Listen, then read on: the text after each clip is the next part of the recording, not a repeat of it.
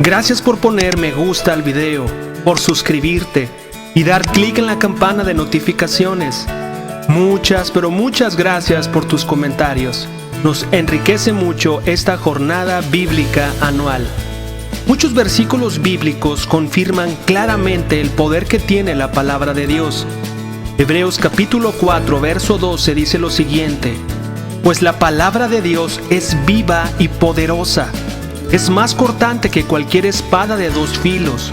Penetra entre el alma y el espíritu, entre la articulación y la médula del hueso. Deja al descubierto nuestros pensamientos y deseos más íntimos. Santiago 1:21 dice así: así que quiten de su vida todo lo malo y lo sucio, y acepten con humildad la palabra que Dios les ha sembrado en el corazón, porque tiene el poder para salvar su alma. Si la Biblia confirma que tiene poder, ¿por qué nuestras vidas a veces presentan tan pocos cambios y transformación? Te explico. El Dr. Arnie Cole, gerente general de Vuelta a la Biblia y director de investigación y desarrollo para el Centro de Interacción con la Biblia, en un estudio del 2009, demostró científicamente cómo ese poder de la Biblia impacta favorablemente en las personas, sean hombres o mujeres, cuando éstas leen la Biblia 4 veces por semana o más. Este estudio reveló que cuando se lee la Biblia una vez, 2 veces o hasta 3 veces a la semana, no hace un impacto significativo en la vida de quien la lee. Ese poder de Dios no se experimenta. Pero todo cambia cuando las personas se comprometen a leer la Biblia 4 veces a la semana o más. El resultado de sus investigaciones arrojaron que cuando se lee la Biblia por lo menos 4 veces a la semana o más, el sentimiento de soledad disminuye un 30%, el enojo disminuye un 32%, la amargura en las relaciones con esposo, hijos o alguna otra relación disminuye un 40%. Su estudio reveló que personas con luchas o tendencias al alcoholismo disminuyen un 57%. Los sentimientos de estancamiento espiritual disminuían hasta un 60%. El consumo o contacto con la pornografía disminuía un 61%. Hay 68% menos probabilidades de tener sexo fuera del matrimonio cuando las personas leen la Biblia 4 veces por semana o más.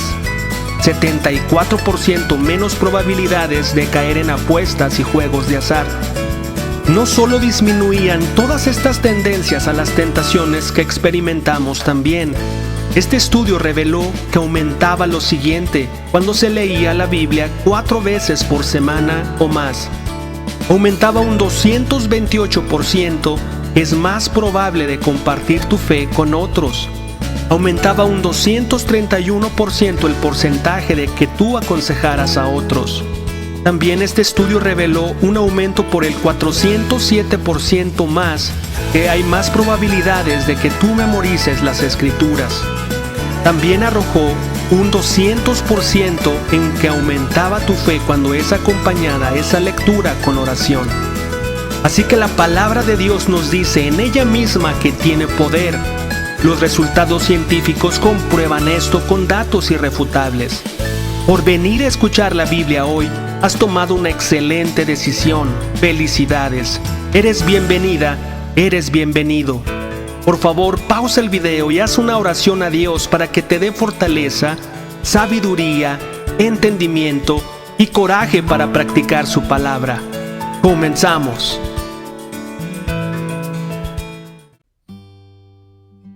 Segundo libro de Crónicas, capítulo 21. Cuando murió Josafat, lo enterraron con sus antepasados en la ciudad de David. Después su hijo Joram lo sucedió en el trono.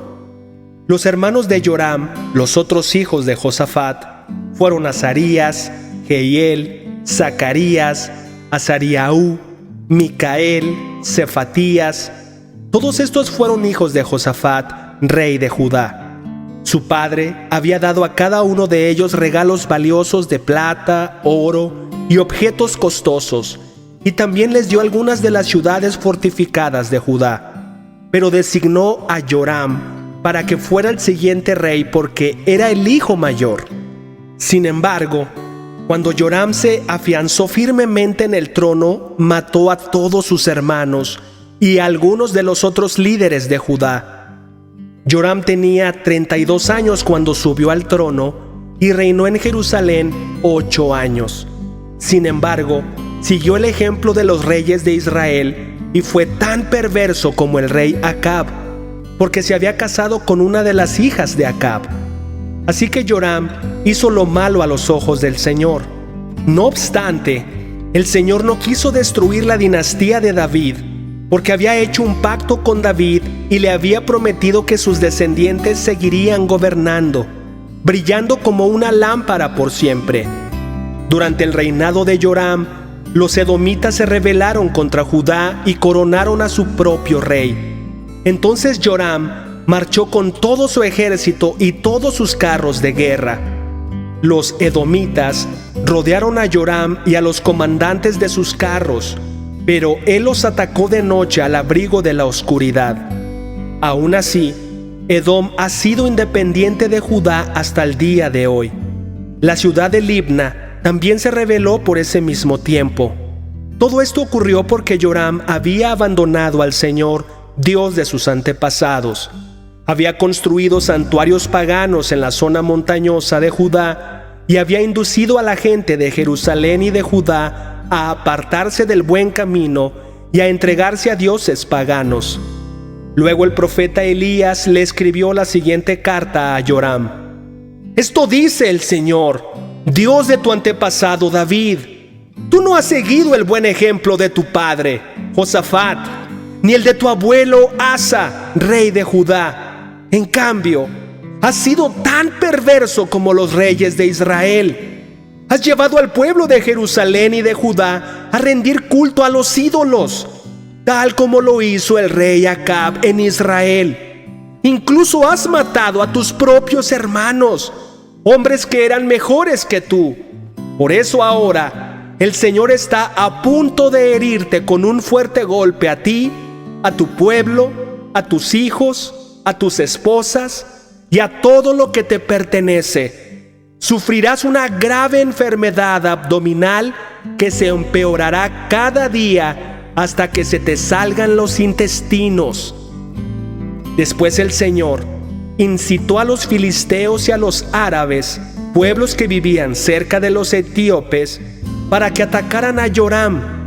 Marcharon contra Judá, derribaron sus defensas y se llevaron todo lo que había de valor en el palacio real, incluso a los hijos y a las esposas del rey.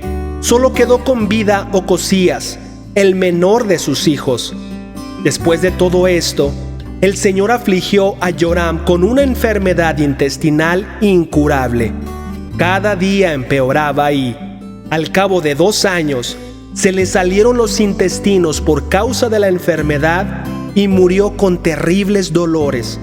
Su pueblo no hizo una gran hoguera funeraria para honrarlo, como se había hecho con sus antepasados. Joram tenía 32 años cuando subió al trono y reinó en Jerusalén 8 años. Nadie sintió pena cuando murió. Lo enterraron en la ciudad de David, pero no en el cementerio de los reyes. Segundo libro de Crónicas, capítulo 22. Entonces el pueblo de Jerusalén proclamó como siguiente rey a Ocosías, el hijo menor de Joram, ya que bandas saqueadoras que llegaron con los árabes habían matado a todos los hijos mayores. Por eso, Ocosías, hijo de Joram, reinó sobre Judá. Ocosías tenía 22 años cuando subió al trono y reinó en Jerusalén 1 año. Su madre se llamaba Atalía y era nieta del rey Omri. Ocosías también siguió el mal ejemplo de la familia del rey Acab, porque su madre lo animaba a hacer lo malo. Hizo lo malo a los ojos del Señor, igual que la familia de Acab. Los parientes de Acab incluso llegaron a ser asesores de Ocosías después de la muerte de su padre y lo llevaron a la ruina.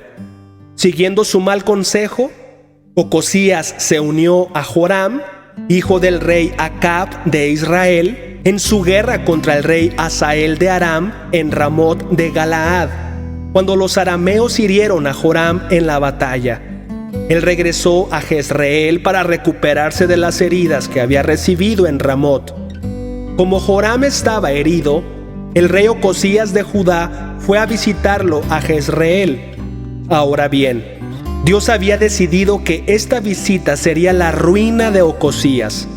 Mientras estaba allí, Ocosías salió con Joram para encontrarse con Jehú, nieto de Nimsi, a quien el Señor había designado para destruir la dinastía de Acab. Mientras Jehú llevaba a cabo el juicio contra la familia de Acab, por casualidad se encontró con algunos de los funcionarios de Judá y con parientes de Ocosías que viajaban con él.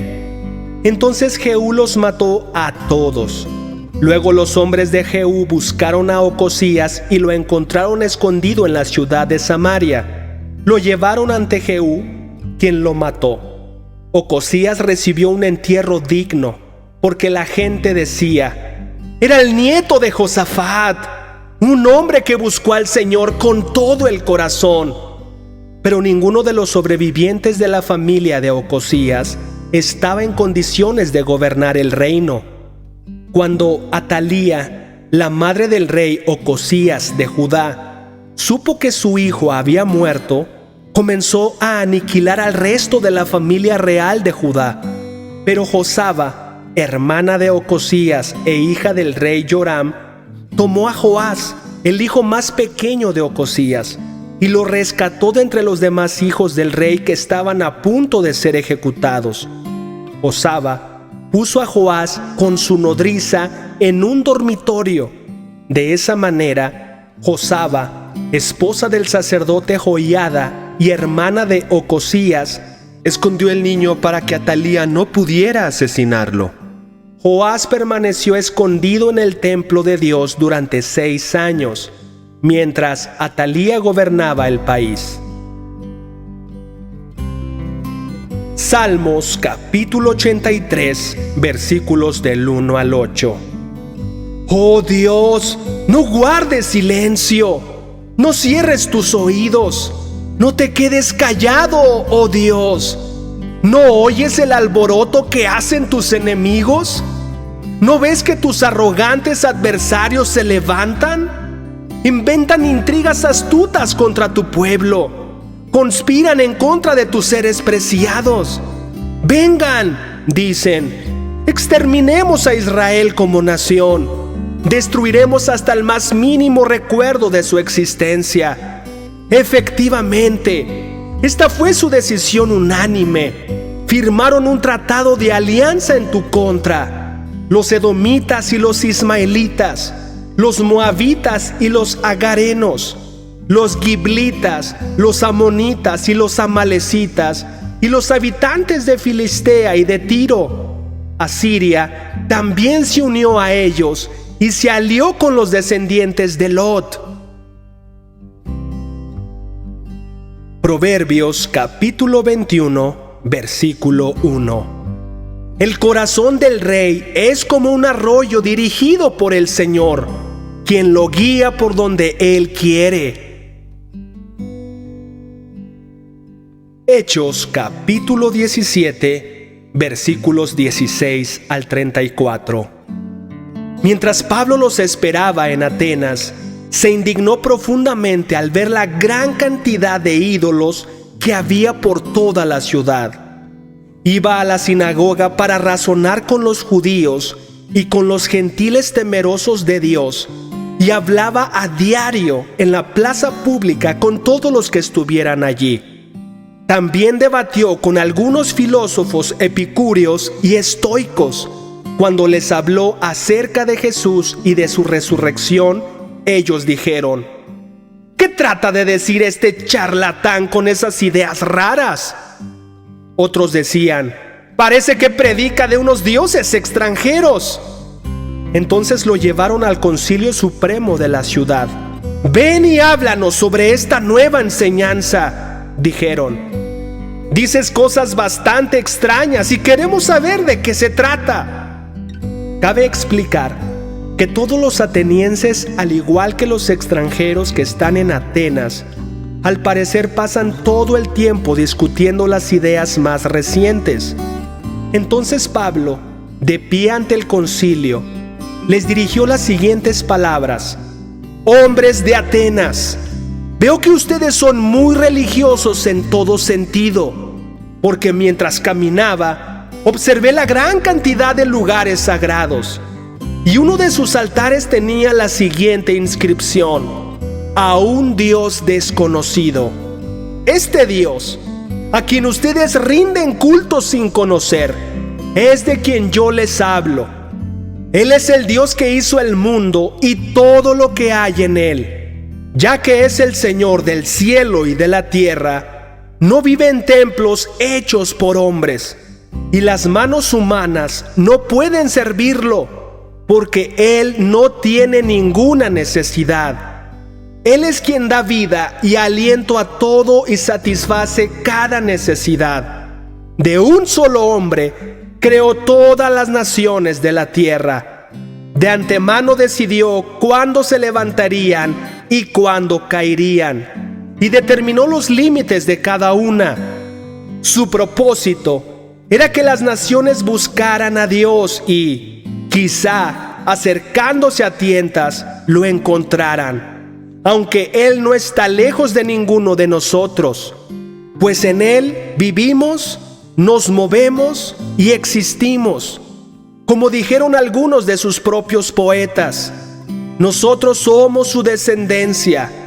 Y como esto es cierto, no debemos pensar en Dios como un ídolo diseñado por artesanos y hecho de oro, plata o piedra. En la antigüedad, Dios pasó por alto la ignorancia de la gente acerca de estas cosas, pero ahora Él manda que todo el mundo en todas partes se arrepienta de sus pecados y vuelva a Él, pues Él ha fijado un día para juzgar el mundo con justicia por el hombre que Él ha designado, y les demostró a todos quién es ese hombre al levantarlo de los muertos.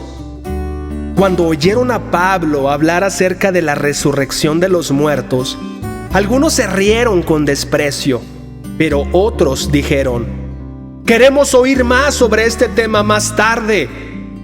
Con esto terminó el diálogo de Pablo con ellos, pero algunos se unieron a él y se convirtieron en creyentes. Entre ellos estaban Dionisio, un miembro del concilio, una mujer llamada Dámaris y varios más.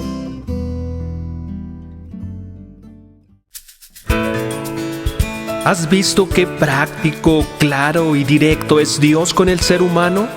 Él deja muy claro lo que le gusta y lo que le disgusta, lo que espera de ti y lo que Dios quiere hacer por ti y para ti. Pongo a tu disposición una increíble enseñanza de 9 principios básicos para que tú adquieras una relación con Dios de manera personal, para que tú mismo o tú misma puedas encontrar las respuestas a tus inquietudes a través de la Biblia. Hay veces que no sabemos cómo buscar o por dónde empezar. Solo sabemos que queremos tener un encuentro verdadero y real con Dios. Muchas veces le decimos: Dios, ¿existes?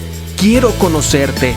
Esta increíble enseñanza de los 9 principios básicos fueron la respuesta para mí y serán la respuesta para ti.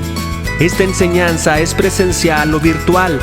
Yo estoy en Guadalajara, pero tengo amigos por todo México y amigos por todo el mundo que estarían encantados de enseñarte estos 9 principios básicos. Es de manera personal porque es a tu ritmo, es respondiendo a tus dudas, no las de otro, tratando específicamente áreas de tu vida y de tu corazón. Solo necesitas tu Biblia, tiempo y las ganas de tener un encuentro con Dios. Es totalmente gratuito. Tenemos que dar de gracia lo que hemos recibido de gracia. Déjame tus datos para contactarnos contigo al correo queremosresponderte@gmail.com y con gusto te explico cómo podemos empezar y dar el siguiente paso. El correo está indicado en la caja de comentarios. Nos vemos mañana. Bendiciones.